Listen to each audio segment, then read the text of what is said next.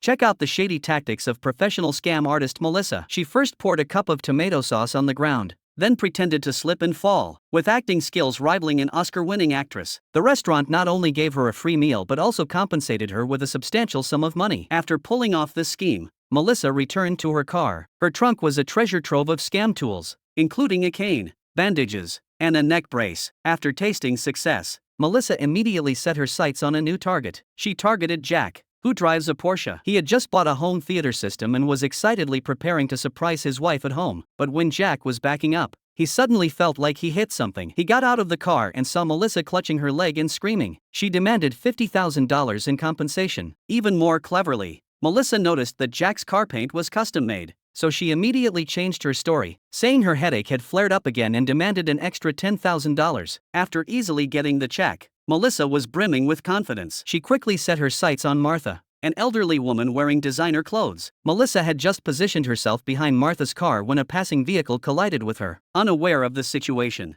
Martha hummed a tune while backing up, accidentally running over Melissa. Terrified, the elderly woman quickly called the police for help, exclaiming, "Oh my God, I might have run someone over."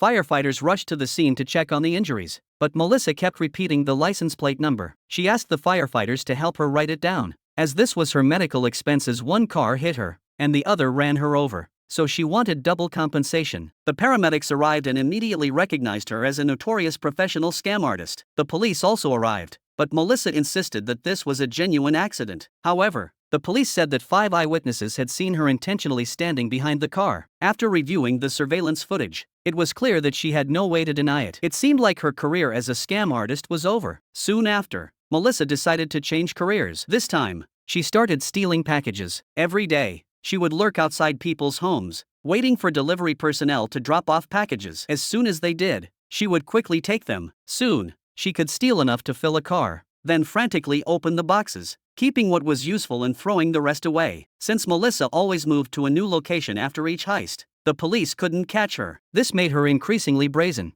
so she decided to follow the delivery trucks directly. Wherever the delivery person went, she followed and stole. That day, as soon as the delivery person dropped off the package and left, Melissa crept over cautiously. She looked around to make sure no one was watching, picked up the box, and tried to run. But karma caught up with her, and she fell hard. With severe injuries, Lisa could only call 911 for help. The rescue team arrived and immediately recognized this familiar face. No wonder she fell while walking. It was probably from being hit by a car last time. But the police quickly noticed something was off. Why was she in a wealthy neighborhood? Just then, the police who had responded to the call arrived. Melissa immediately pretended her leg hurt and demanded to be taken to the hospital. The police recognized her immediately and confirmed through the homeowner's description that she was the recent serial package thief. The officer shook his head in exasperation and said, "You switched from staging accidents to stealing. Can't you learn something better?" Surprisingly, Melissa replied that she didn't like stealing. She was just addicted to the thrill of opening packages, especially unknown packages, which felt like opening blind boxes. Excited her. A real disaster was about to unfold, and this time, no one could escape by acting. The volcano was about to erupt, but the group of college students were still partying in the pool, completely unaware of the danger approaching. The pool water suddenly turned red and began to boil rapidly, causing everyone to scream and climb out of the pool. Jack, who was facing away from the pool, didn't notice anything unusual behind him and fell backwards into the boiling water before his friends could stop him. His friends desperately tried to save him, and his girlfriend rushed to the edge of the pool and held out her hand to Jack. Jack endured the excruciating pain and swam to the edge of the pool, but when his girlfriend pulled him up, she only tore off the skin on his arm. Amidst the screams of terror, someone called 911, and the fire department rushed to the scene. Unfortunately, it was too late. Jack had been boiled to the point of dismemberment, and there were several other people with severe burns at the scene. The rescue team immediately sprang into action, with one team extinguishing the fire and the other treating the injured. The girlfriend who had tried to save him was also severely burned. When the team doctor gave her a painkiller injection,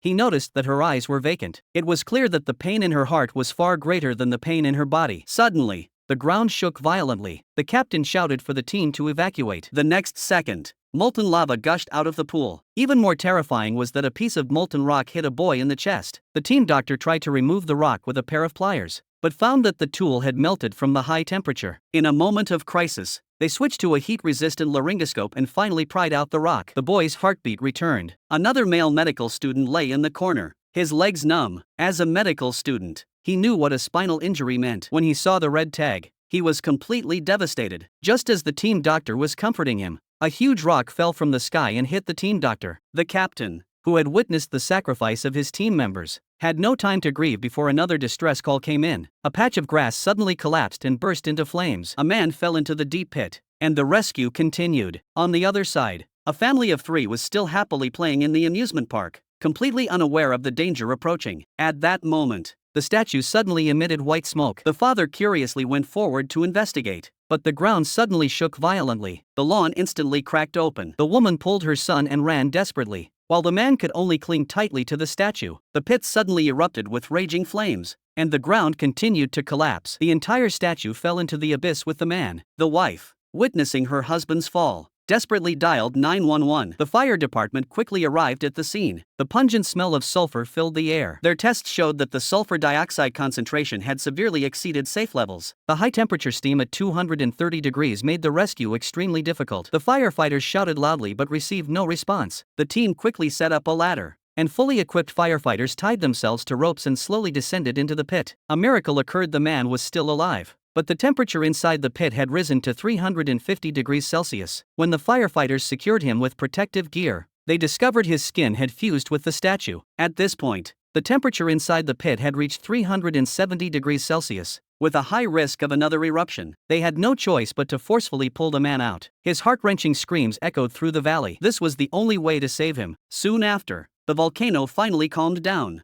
and the sky was filled with ash. This disaster would eventually be forgotten by the world, but the heroic rescuers who sacrificed their lives would forever live on in the memories of their comrades. When nature rages, humanity seems so insignificant. But some people dare to challenge death itself in even more reckless ways. Jack unzipped his jacket to reveal the bomb strapped to his body. He whispered to the bank teller, Emma, that he was being forced to rob the bank and begged her not to make a sound or call the police. He told her to just fill the backpack with money, or else the kidnappers would detonate the bomb. Emma suppressed her fear and secretly pressed the silent alarm. The rescue center received the alarm and immediately notified the nearby patrol officers. When Jack rushed out of the bank with the money bag, the police had already surrounded him. With no way out, Jack was forced to stop. The officer ordered him to get down on the ground. Jack smiled bitterly and said that might be a bit difficult. When he turned around and revealed the bomb, all the police officers gasped in horror. Jack explained that earlier that morning, someone had pretended to come to his hardware store to buy building materials, but instead had strapped the bomb to him and forced him to rob the bank. Now, there were only 5 minutes left until the deadline for handing over the money. The kidnappers would send the meeting location to a disposable phone in the car. Detective Mike saw sincerity in Jack's eyes, but his partner Sarah warned him not to trust the suspect's lies. Jack choked up,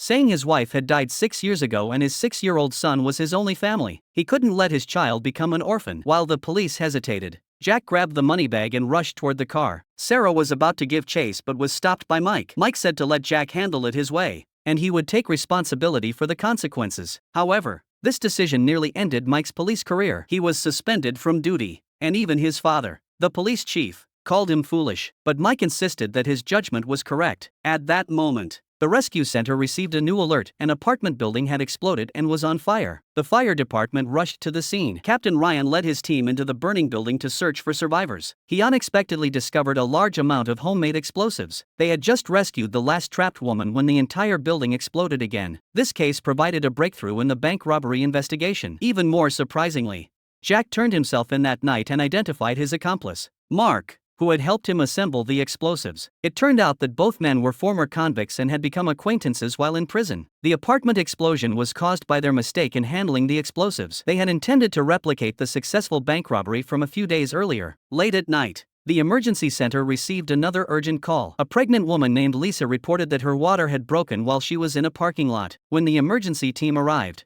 they found her lying on the ground, motionless. As the medical staff was about to examine her, Lisa suddenly pulled out a gun, and another armed man, Nick, appeared behind her. The team members froze in shock. Was this a robbery of the ambulance? But the robbers weren't after money or medicine, they wanted the medical team's professional skills. It turned out that an accident had occurred while they were making the explosives earlier that afternoon, and Nick had been seriously injured. They dared not go to the hospital, so they had an accomplice pose as a pregnant woman and call 911. The team doctor, Emily, examined Nick and found that he was bleeding internally and needed surgery immediately. She said that the ambulance was not equipped for the procedure and suggested going to a nearby restaurant that was closed. The robbers hesitated but eventually agreed. In the restaurant, Emily worked frantically to save Nick. She was preparing to use a catheter to drain the blood from his chest cavity. Male medic Jason took the opportunity to reach for the alarm button by the door. Just as he was about to succeed,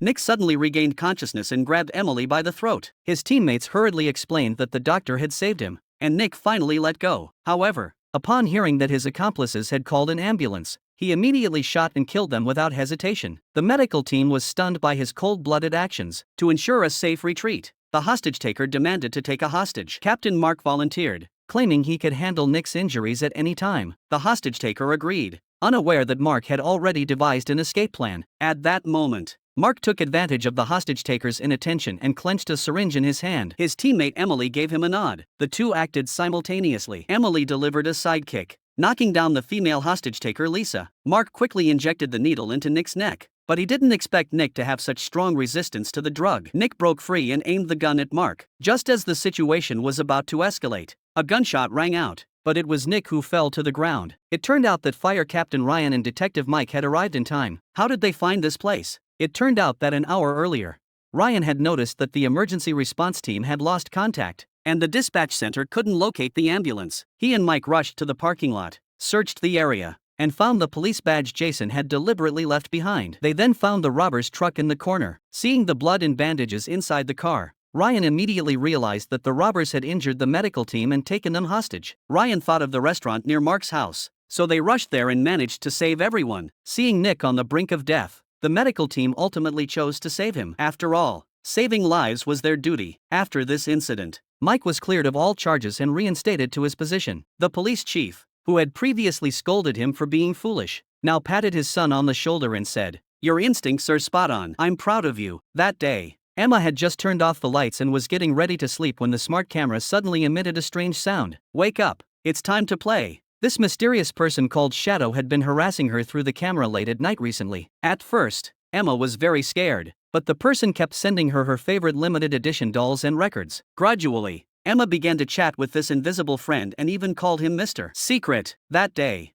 Mr. Secret sent another gift. Emma opened the package and found a complete set of arson tools. It included matches, a lighter, and accelerant. The person demanded that she complete a special game. Soon after, the fire department received an emergency call. Emma's villa was engulfed in flames. Fire Chief Jack led his team into the burning building. They found the unconscious Wilson couple in the second-floor study. Upon regaining consciousness, Mr. Wilson's first words were about where his daughter was. Jack led his team back into the burning building, but after searching the entire second floor, they couldn't find Emma. At that moment, the entire villa began to collapse. For the safety of his team, Jack had no choice but to order a retreat. The next day, police reviewed surveillance footage showing Emma running out of the house alone during the fire. What was even more suspicious was that she kept looking back as she ran, as if waiting for someone. Technicians recovered the camera's cloud data and discovered a 2-month-long strange conversation between Emma and Mr. Riddle. Mrs. Wilson finally remembered that her daughter had often mentioned Mr. Riddle. It turned out he was real. Someone had hacked into their home security cameras,